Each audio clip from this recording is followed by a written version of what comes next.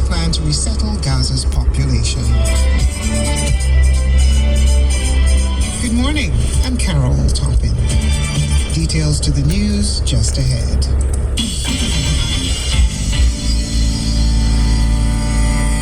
The price of poultry in Barbados may rise as the global outbreak of H5N1 bird flu continues to impact supply chains. Director of the Center for Biosecurity Studies at the University of the West Indies Cave Hill campus, Dr. Kirk Douglas, raised concern that the virus, which has been widely affecting animals, has been spreading at an unprecedented rate since 2021. Dr. Douglas notes that the outbreak has already caused egg prices in the U.S. to rise sharply, and with both the U.S. and Canada being major suppliers of poultry input to Barbados, local farmers may face increased costs. What that has led to is that egg prices in the U.S. have shot up significantly. This spans what it affects in several different countries, including Canada. And so you could imagine if poultry farmers in the U.S. are looking to restart their operations, then there's going to be higher demand for those inputs for those poultry farms. And so now Barbados, as an importing country, will now have to compete against the prices that will be present in the market. And so that may lead to increased input costs for Barbadian farmers. And it is more than likely that we will probably see some poultry increases. Dr. Douglas also warns that the virus has been found in household pets, raising further concerns about its spread and potential risks to humans. He stressed the importance for greater surveillance. This is not only a poultry disease, this is a disease that has found its way into cattle, it's found its way into companion pets such as cats and dogs, and so this is also very important. The surveillance is not only in humans but also in animals, and there was a recent study that showed that some veterinarians also impacted that take care of cows in particular. They have found evidence of previous infection with H5 due to potential exposure with cattle getting industry. So there are calls for surveillance within the human population, but there's also surveillance within the animal population. Director of the Center for Biosecurity Studies at the UWI Cave Hill campus, Dr. Kirk Douglas. As preparations for crop over 20 H5N1 avian influenza outbreak is spreading globally, affecting humans, livestock, and wildlife. In the United States, the virus has infected nearly 70 people since April 2024, primarily farm workers who were in direct contact with the infected poultry or dairy cattle. Now, health officials confirm that human-to-human transmission is unlikely, but recent cases among veterinarians with no known exposure have raised concerns about the evolution of the virus. In Wyoming, the state's first human case of H5N1 has been confirmed. The infected woman, who is currently hospitalized outside the state, had underlying health conditions and was likely exposed through a backyard poultry flock. Now, this marks the third reported instance of hospitalization due to the virus in the U.S. In India, avian influenza has infected wildlife, with 3 tigers and leopard dying from H5N1 at the Gorewada Rescue Center in Maharashtra state. Over 7,000 poultry birds have been culled and over 2,000 eggs have been destroyed in the 7 epicenters of the areas affected in the state by bird flu since January 1st. And this marks the first recorded case of virus infecting animals in the country. The Indian government has issued emergency guidelines advising states to quarantine infected or symptomatic animals to prevent further spread. Now, in the U.S., the mass culling of infected birds has led to a severe egg shortage, with prices surging to historic levels. Some states have temporarily suspended cage-free egg laws to boost supply, while major retailers like Costco and Trader Joe's have imposed purchase limits. Restaurants, including Waffle House, have added surcharges due to these skyrocketing costs, and despite efforts to control the virus, scientists warn that the outbreak remains unpredictable.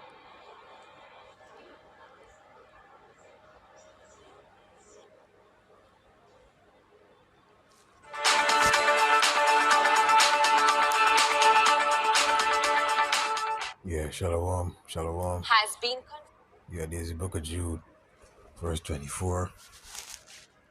Now unto him that is able to keep you from falling and to present you faultless before the presence of his glory with exceeding joy, to the only wise power, our Savior, be glory and majesty, dominion and power, both now and ever, so be it. Giving all praises, all honor, and all glory to the Heavenly Father and his only begotten Son, Yahweh, Bahasham, Yahweh Shai, Bahasham, Wachaha Kodash. Double honor to my teachers, the apostles, the elders, and the bishops of Great Millstone, who watch over our souls. Shalom to the Akim who avoided our sincere and serious doing the will of Yahweh, Bahasham, Yahweh Shai, Bahasham, Wachaha Kodash. 2 Peter chapter 1, verse 1 and 2 to you all. Stay strong and stay mighty.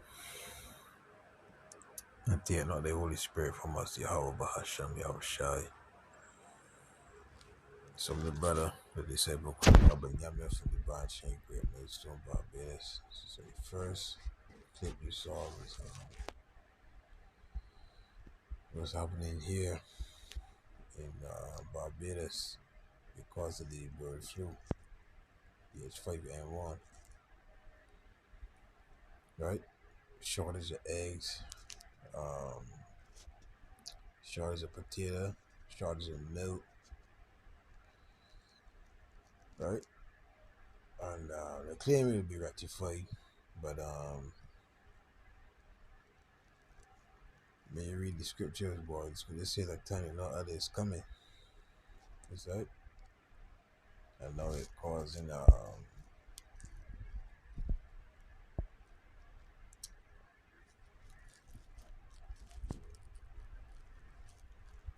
causing infections, right? So honestly, we're in a time of that the service of the Lord should be in heavy prayer, because this scripture, no count of 9 there by Ezra. Ezra said this, second Ezra's. This can be short, you know what I mean? Second Ezra's.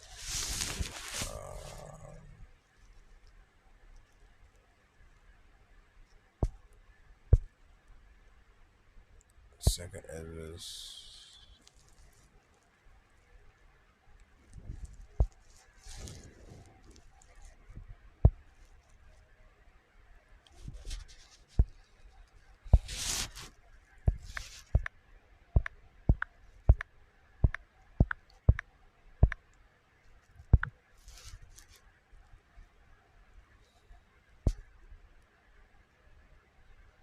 16 and 17. Woe is me, who will deliver me in those days? Ezra had a dream, man, and it shook him to the core. So he was saying, woe is me, woe is me. So he understood reincarnation. He's going to come back, and he's going to make these evil days. He said, so he want to know he can get delivered. Who will deliver me in those days? See? In those days. Right? The beginning of sorrows and great mournings, the beginning of famine and great death, because with this virus can't, and people still jabbed up. Boy, the beginning of wars, yeah, since Trump taking office, everything's skyrocketing, right? And the powers shall stand in fear. The beginning of evils, what shall I do when these evils shall come? See, what the fuck I can do, boy? I can't. What the fuck I can do, boy? Verse 19, behold, famine and plague, tribulation and anguish are sent as scourges for amendment. So behold, famine and plague, tribulation and anguish are sent as scourges for amendment. So Minnesota has declared a state of emergency amid a trifecta of viral outbreaks that have affected millions of viewers in the state. Unlike other states that are dealing with just one avian virus, Minnesota has confirmed there are three separate viruses infecting birds and cattle. Sorry? So, oh, the viruses avian metapneumovirus, the MPV, highly pathogenic avian influenza, HPA1, H5N1 have all wreaked havoc on wild bird and poultry populations throughout the state. You remember that Kill Gates' agenda is to kill off. I forget the number he was. The number he said. New vaccines, healthcare, new reproductive systems, right? I forget the number. I don't want to misquoting the number. Is that well, EMPV is a virus that is responsible for respiratory infections in poultry. HPA1 or HPA is the virus that infects all birds, causing most to die. H5N1 is a virus that has the potential to infect both livestock and humans. In particular, in Minnesota, AMPV cases have been on the rise since 2024. Currently, there are at least 871 cases in the state, but experts believe this number could be excessively low. In comparison to the entire US in 2024, there were a reported 2,355 cases of AMPV. Millions of hens, turkeys have been culled in Minnesota to stop the spread of the bird flu virus. You get the point. You know what I mean? You get the point.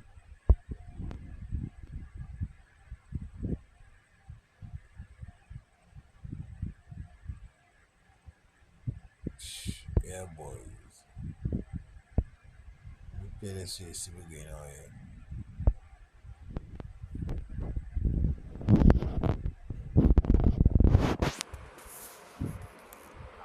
Bird flu. The state's Rural Finance Authority declared an emergency because of the outbreak.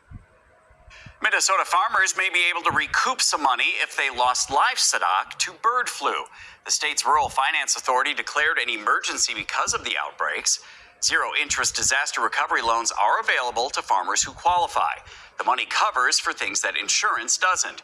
For more information or to learn how to apply, head over to the Minnesota Department of Agriculture website. Okay.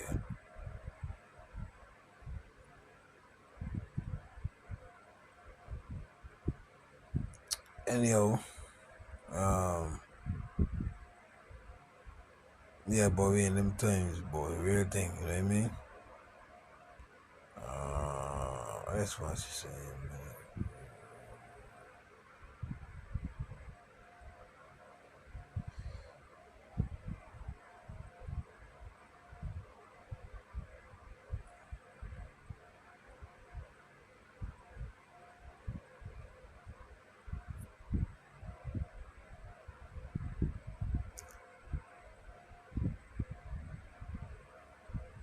Let's check and say, yeah, boom, boom.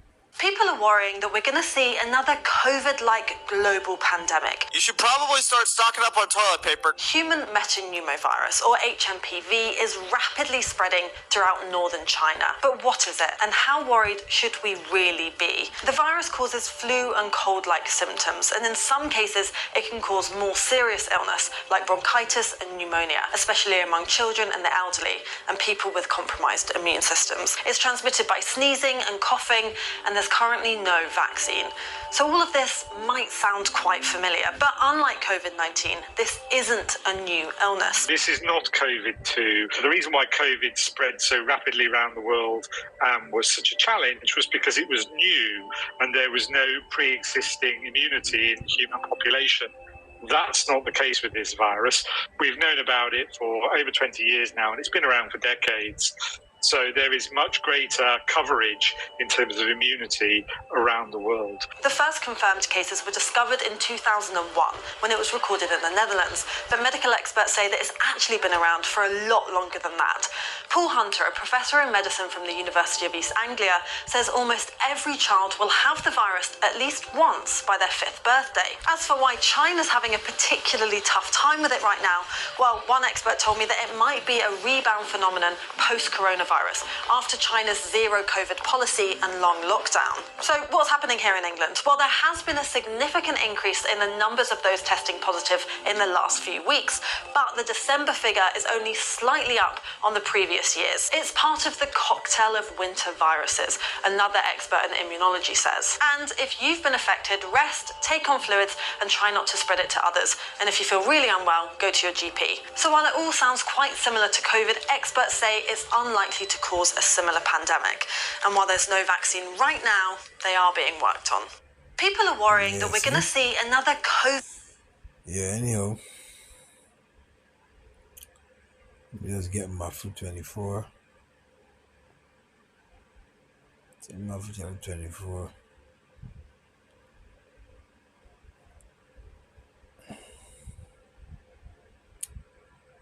Seven. For nation shall rise against nation. Now tell me you're seeing out there. A kingdom against kingdom.